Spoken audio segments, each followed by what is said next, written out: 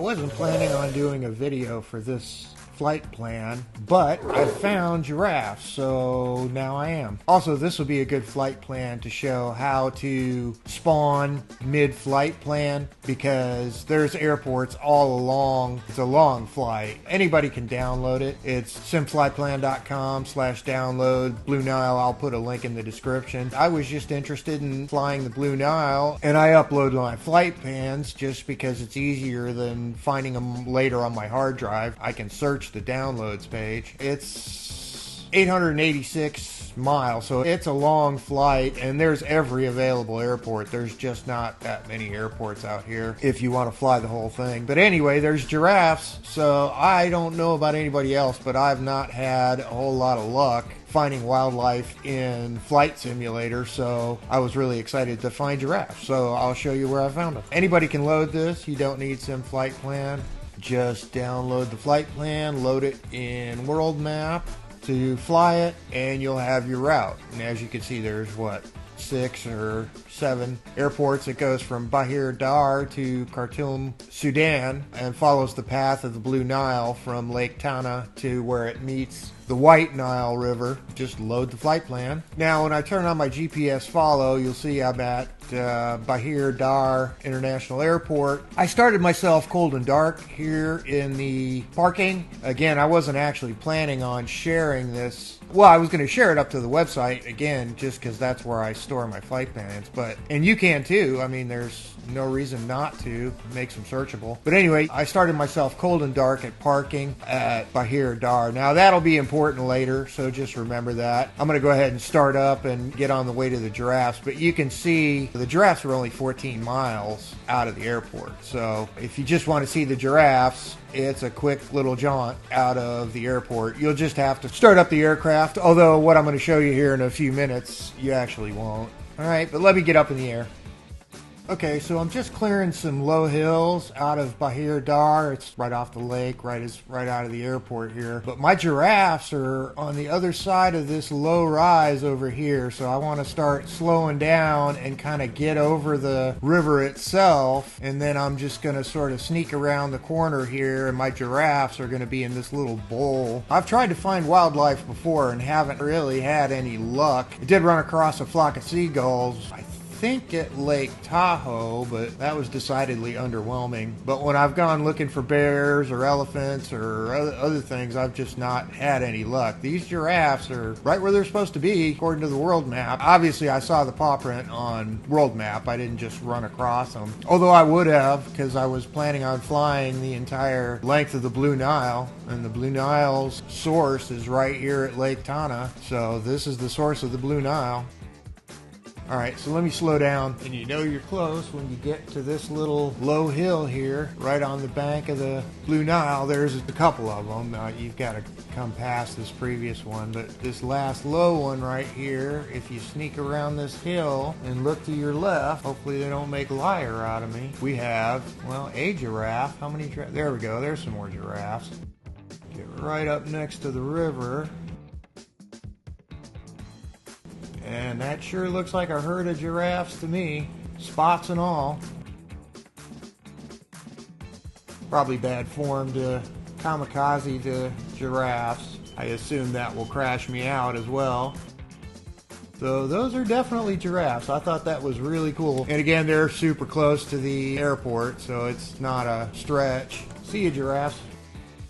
And then actually this first section of the Blue Nile River is actually really scenic, I thought. It's very, I guess, similar to the Colorado River in places. Not as deep as like the Grand Canyon, obviously. If you hang around the Blue Nile River, it's around, 5,500. But it was pretty scenic all the way. And actually, if you wanted to take a Mustang or something along the bottom leg, well, really all through here, it gets Grand Canyon-esque, not quite as deep, but you could definitely throw your aircraft into a cliff wall pretty easy in some of these places. Actually, the Ark of the Covenant is on this flight. Who knew? I think it was down in here somewhere.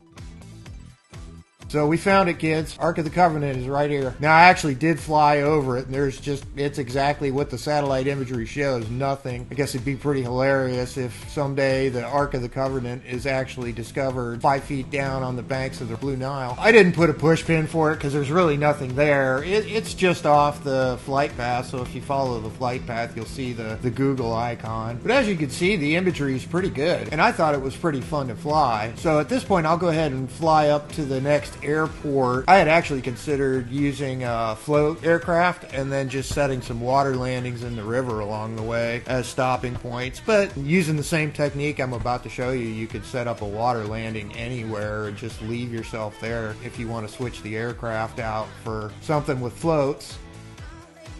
Okay, so we're coming up on the airport. About half of these airports on this particular flight plan are grass fields. I think this is one of them. Yes. Well, this one seems to be like the local road is the runway. It has an actual ICAO code. I mean, it's a legit airport as far as the simulation is concerned. It looks like we're going to want to, what is that going to be, like 200-ish? But we're going to have to find the runway first. There it is. Whoa, now I'm going too fast. Oh well. And then you can taxi wherever you want and park or whatever. Don't think this airport has any facilities, but there are airports with fuel before you need it. It looks to be parking over here. Actually, this looks like their local road. So now if you want to save your position here, there's two ways to save your position. Now, the first way is just delete everything ahead of your current airport. So you'd want to select the previous waypoint, scroll back to the beginning, select that. You got to hold your shift key to select multiple rows, and then just delete all the waypoints. So now, Mikain Salam Airport is our very first airport in the flight plan. When you load this flight plan in Flight Simulator, it's not going to spawn you at Bahir Dar. It's going to spawn you at HAMA, Mikain Salam. What you'll want to do, most likely, is set yourself at the position you want to spawn, grab the pin, drop your push pin. It's going to ask you to move the airport to that position. It's warning me it's an airport. Am I sure I want to move it? And then it's going to ask me if I want my aircraft placed at that position. Yes, I do. And then I'm going to want to pick a heading. So it's about 200 degrees. You can give it runway 20 and tell it you want to spawn first flight state, you want to spawn flight runway. Important safety tip, I said remember when we spawned at the parking spot in Bahir Dar, we have to take this parking spot out because that's not a legit parking spot for HAMA, for Mikain Salam. If you don't, it's going to crash. Flight Simulator will freak out trying to find the gate or the parking spot. You can put in your runway, and really you can put in any runway, but if the parking is incorrect and it tries to spawn you at that parking spot, it's going to crash. You can also adjust your heading. It uses relative headings. Negative 160 is actually probably in the ballpark where we want to be, but we can set it at 200 absolute degrees on flight runway. So we should be started sitting at the end of the runway ready to take off. If you want to keep the original flight plan with all the waypoints, which I'm going to do because I'm going to show you a second way to do this, I'm going to save it as a secondary flight plan. Tomorrow or whenever, when I come back to the main menu and I want to pick up where I left off, I come into World Map, and instead of loading the original Blue Nile flight that I downloaded off of simflightplan.com, I load my newly saved one, and it's going to start me at Mikain Salam. But actually, runway 23 is the correct runway. I may be cockeyed when I spawn. Okay, and now that I'm spawned, I'm flight runway, so my aircraft started. I'm not cold and dark. My Garmin is still booting up. And as I mentioned, I'm sort of cockeyed because I didn't leave well enough alone. I needed to be at 23 to actually spawn with my nose down the runway where I want to be.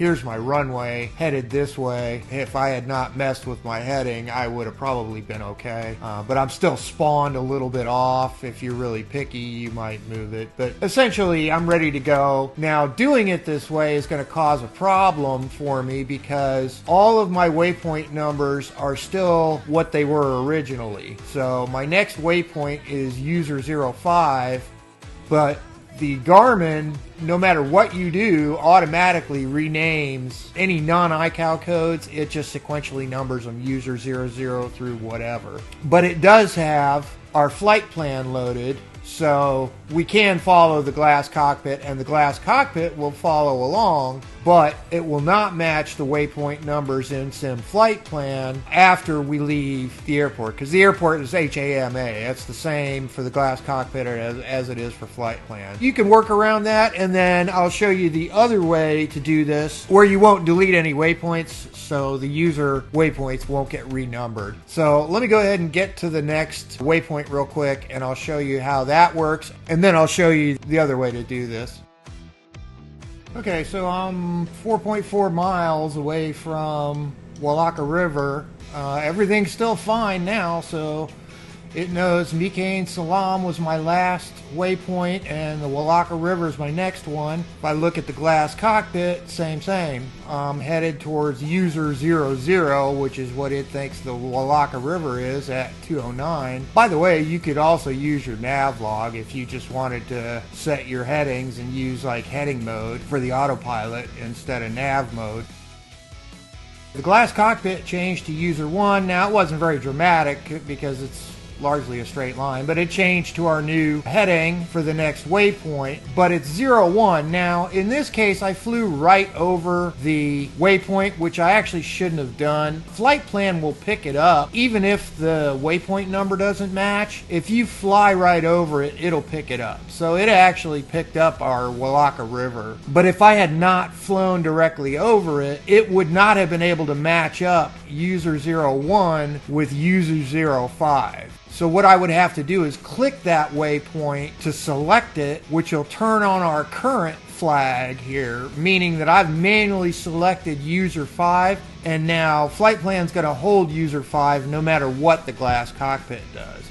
So when I get to my next waypoint, I'm going to have to do the same thing. I'm going to have to click it to select it, and then simflightplan will hold the Jama River until I pick another one. If I click the current link, it just resets back to what the glass cockpit is sending out, except that it can't find that. So now it's just lost. It's stuck on the last waypoint that I had selected in the drop-down. So again, I just want to select my waypoint, turn on GPS follow. Now it knows where I am, and I get my correct distance to the correct next waypoint. If I want to go back to what the glass cockpit is sending out, I can click the current link, and again, here it doesn't change for me because it's not recognizing what the glass cockpit is sending out at all. Now I'll show you the other way to do this, to where the glass cockpit and the simflightplan flight plan will match correctly. Okay, so let's go back to Mikain Salam.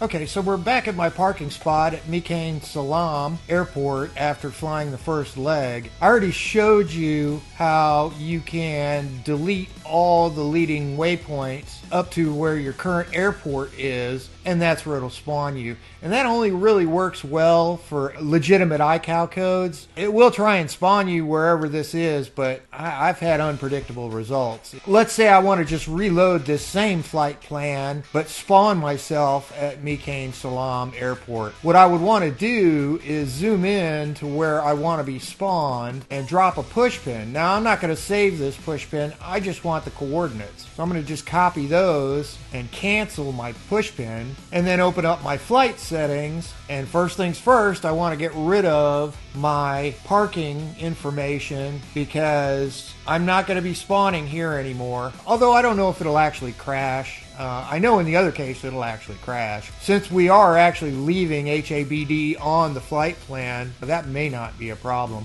But what we're going to do to reset our spawn position is reset the coordinates, my latitude and longitude, to where I dropped my pin a moment ago. Make sure you get rid of your comma, otherwise it won't recognize that. And then pick my heading. We decided 225 is probably okay because it was runway 23. But then you'll pick flight cruise because you're in the middle of a flight.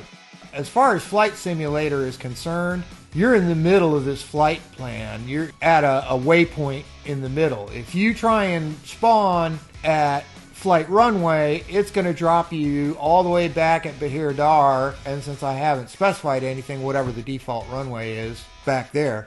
So you want to use flight cruise. Now this also means I could set an altitude and already be in flight. If I didn't even want to bother taking off, I can look at my map and see what the altitudes are. So I'm at 25, 20, 40, so about 25, 60 meters. If you want to use that in feet, I usually use 3.3, so about 7,500. Well, here's the correct altitude already in the flight plan, 8192. So anything above that, you'll be in flight. But I'm going to leave it there. My sim is on the ground. Oh yeah, if you want to be in flight, you would uncheck that as well. It's a little counterintuitive, but you want to pick flight cruise as your first flight state if you want to spawn in the middle of a flight plan, whether it's at an airport or not. So let's save this. I'm going to save it as a different one. And then tomorrow when I come back, start at the main menu. You go into World Map, load my new flight plan, the one with my starting position in the middle of the flight plan. So again, it's the same flight plan it always was, but it should spawn me right in here in a flight cruise state. Okay, and it didn't start me with my parking brake on, which would have been nice. I don't think there's actually a setting for that. And now we'll just wait for our Garmin to boot up. And again, I set my spawn position a little bit off from the runway. I need to be over here to the right a little bit, but at least I'm pointed the right direction. And now I'm ready to fly. So in this case, the glass cockpit and flight plan match, but you actually have a problem because this is not the correct next waypoint. That's where we are right now. So you will want to go in to your glass cockpit, and we actually want to be up one. This is where we came into Mikain Salam, which was our current leg, when we landed. But now we're ready to pick up this next leg. Select your leg, activate, yes please. And now my next waypoint, user 5, flight plan itself will match Mikain Salam. The next waypoint is the Walaka River in 25. So we're back on track. Glass cockpit and sim flight plan are in agreement. And I guess just for fun, I'll show you if we had set this altitude at, say, 9,500 feet, which is about 1,500 or 1,800 above the runway, and say the sim is not on the ground, right? And then I could set my heading if I want, whichever direction I want. Save that. I'll just save that one over the top. Now when I come into the main menu, I go into World Map. I can load my recently saved flight plan. Again, it's the same route, but I should be in flight over the top of Mikain Salam at 9,500 feet. And you can see it spawned us exactly where we asked for. Now it doesn't show us running, but I think we're going to be running when we spawn.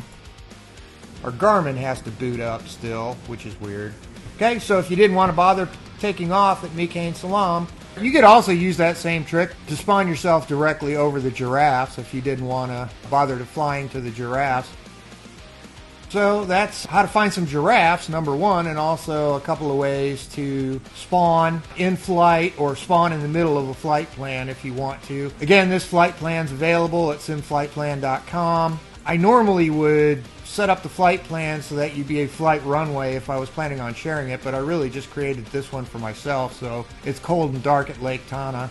You could resave if you wanted to do that, or again, like I just showed you, you could actually just spawn over the top of the giraffes and skip it all. Go to simflightplan.com to download flight plan, or go simflightplan.com/downloads to check out all the flight plans if you're looking for somewhere to fly. I enjoyed this one. The scenery was really great. Thanks for watching. Please like and subscribe.